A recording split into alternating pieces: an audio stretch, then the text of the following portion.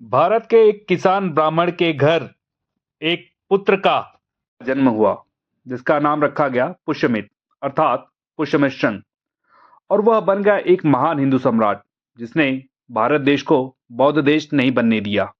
Asia या Indonesia में जन्म लेता तो आज ये देश हिंदू देश होते।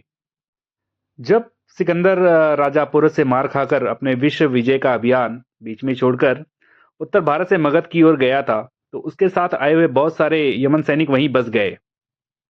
सम्राट अशोक के बौद्ध धर्म अपना लेने से उनके बाद उनके वंशजों ने भारत में बौद्ध धर्म लागू करवा दिया।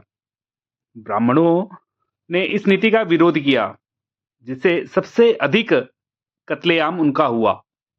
लाखों ब्राह्मणों की हत्या हुई और हजारों मंदिर गिरा दिए गए। बिहार में अन्य राज्यों की अपेक्षा मंदिरों की संख्या इसलिए कम है। बौद्ध धर्म का उदय भी बिहार से ही हुआ था। इसी समय पुष्यमित्र के माता पिता को भी धर्म परिवर्तन करने के लिए कहा गया। जब उन्होंने मना कर दिया तो छोटे से बालक पुष्यमित्र के सामने ही उनके माता पिता की गर्दन को काट दिया गया। बालक चिल्लाता रहा, मेरे माता पिता को छोड़ दो, पर किसी ने उसकी नहीं सुनी। माता पिता को मरा देखकर पुष्यमित्र के आंखों में रक्त उतर आया था। उसे गांव वालों की संवेदना से नफरत सी हो गई थी और उसने प्रतिज्ञा कर ली कि वह इसका बदला बौद्धों से एक दिन जरूर लेगा, और जंगल की ओर भाग गया। ब्राह्मण परिवार में जन्म लेने के कारण योग की सूक्ष्म क्रियाओं का ज्ञान पुष्यमित्र को था। अतः उसने इन महान योग क्रियाओं द्वारा अपने शरीर को अत्यधिक बलवान बना लिया। एक दिन बौद्ध राजा बृहद्रथ मौर्य वन में घूम रहा था। अचानक उसके सामने एक शेर आ गया। शेर सम्राट की ओर झपटा ही था, तभी अचानक एक लंबा चौड़ा बलशाली भीमसेन जैसा दिखने वाला एक बलवान युवक शेर के सामने आ गया और उसने अपनी मजबूत भुजाओं से उस शेर के जबड़े को पकड़कर उसके दो टुकड़े कर बीच से ही उसे चीर दिया और सम्राट से कहा कि आप अब सुरक्षित हैं। सम्राट ने पूछा, कौन हो तुम? युवक बोला, ब्राह्मण हूं महाराज। उसका पराक्रम देखकर सम्राट ने कहा, मगध के सेनापति बनोगे? युवक ने आकाश की ओर देखकर रक्त से अपना तिलक करके बोला, महाराज जी, मातृभूमि के समर्पित है यह जीवन। उसी समय सम्राट ने मगध का उपसेनापति घोषित कर दिया। जल्द ही अपने शौर्य और पराक्रम के बल पर वह प्रधान सेनापति बन गया। शांति का पाठ अधिक पढ़ने के कारण मगध साम्राज्य कायर हो चुका था, लेकिन पुष्यमित्र के अंदर ज्वाला अभी भी जल रही थी। वह रक्त में स्नान करने और तलवार से बात करने में विश्वास रखता। पुष्यमित्र एक निष्ठावान हिंदू था और भारत को फिर से हिंदू राष्ट्र बनाने का सपना देख रहा था। फिर आखिर वह दिन भी आ गया जब यवनों की लाखों की फौज ने मगध पर आक्रमण कर दिया। पुष्यमित्र समझ गया कि अब मगध विदेशी गुलाम बनने जा रहा है। जब उसने यह बात सम्राट बृहद्रथ को बताई तो सम्राट बृहद्रथ ने कहा कि वह युद्ध द्वारा मगध की रक्षा करने के पक्ष में नहीं है। उनका कहना था कि युद्ध से रक्तपात ही होता है और हम बौद्धों को शांति चाहिए, युद्ध नहीं। मगध के नागरिकों में यवनों का भय व्याप्त होने लगा, क्योंकि युद्ध के बाद यवन लूटपाट, हत्याएं और स्त्रियों का शीलहरण करते थे। पुष्यमित्र ने बिना सम्राट की आज्ञा लिए सेना को युद्ध की तैयारी करने के लिए आदेश दे दिया। उसने कहा कि इससे पहले दुश्मन के पैर हमारी मातृभूमि पर पड़े, हम उनके शीश उड़ा देंगे। यह नीति तत्कालीन मौर्य साम्राज्य के बौद्धिक धार्मिक विचारों के विरुद्ध थी। अतः सम्राट बृहद्रथ ने पुष्यमित्र के पास गए और उनसे गुस्से में बोला, किसके आदेश से तुमने सेना को युद्ध के लिए तैयार कर रहे हो? पुष्यमित्र ने कहा, मातृभूमि की रक्षा के लिए मुझे किसी की आज्ञा की आवश्यकता नहीं है और ब्राह्मण किसी की आज्ञा नहीं लेता।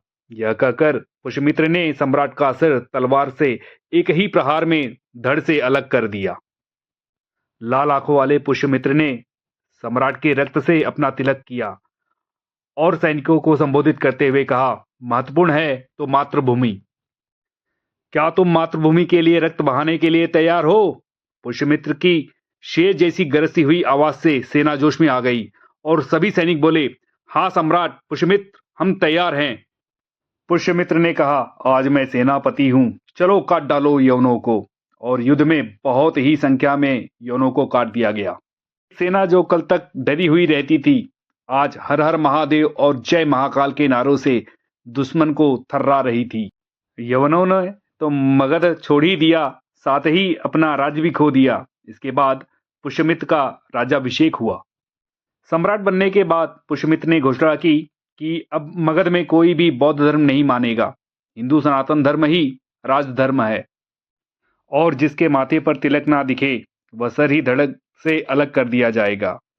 उसके बाद पुष्यमित्र ने वो किया जो आज तक नहीं हुआ था। हजारों की संख्या में बौद्ध मंदिरों को, जो कि हिंदू मंदिरों को ही ध्वस्त करके बनाए गए थे, उन्हें ध्वस्त कर दिया। बौद्ध मठों को तबाह कर दिया गया। चाणक्य काल की वापसी की घोषणा हुई और तक्षशिला विश्वविद्यालय का सनातन शौर्य फिर से स्थापित हुआ। जो लोग सनातन धर्म को त्याग कर कर बौद्ध बन गए थे, उन्होंने पुनः सनातन धर्म में वापसी की। और जिन लोगों ने सनातन धर्म का विरोध किया, उनकी पुष्यमित्र ने हत्या करवा दी। पुष्यमित्र शुंग के पुत्र सम्राट अग्निमित्र शुंग ने अपना साम्राज्य तिब्बत तक फैला लिया और तिब्बत को भारत का अंग बना दिया। वह बौद्धों को दौड़ाता हुआ चीन तक लेके गया। वहां चीन के सम्राट ने अपनी बेटी की शादी अग्निमित्र से करके संधि स्थापित की और इनके वंशज आज भी चीन में शुंग उपनाम से ही लिखते हैं। पंजाब, अफगानिस्तान, सिंध की शाही ब्राह्मण वंशावली के बाद शुंग वंश ही सबसे बेहतरीन सनातन साम्राज्य था, जिसने सनातन धर्म को पुनः स्थापित करके एक महान कार्य किया था।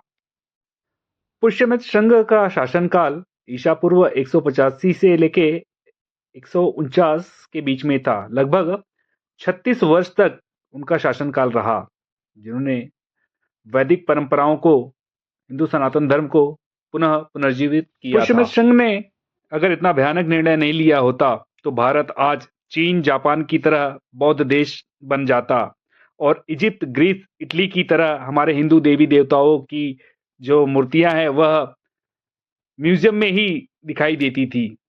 धन्यवाद।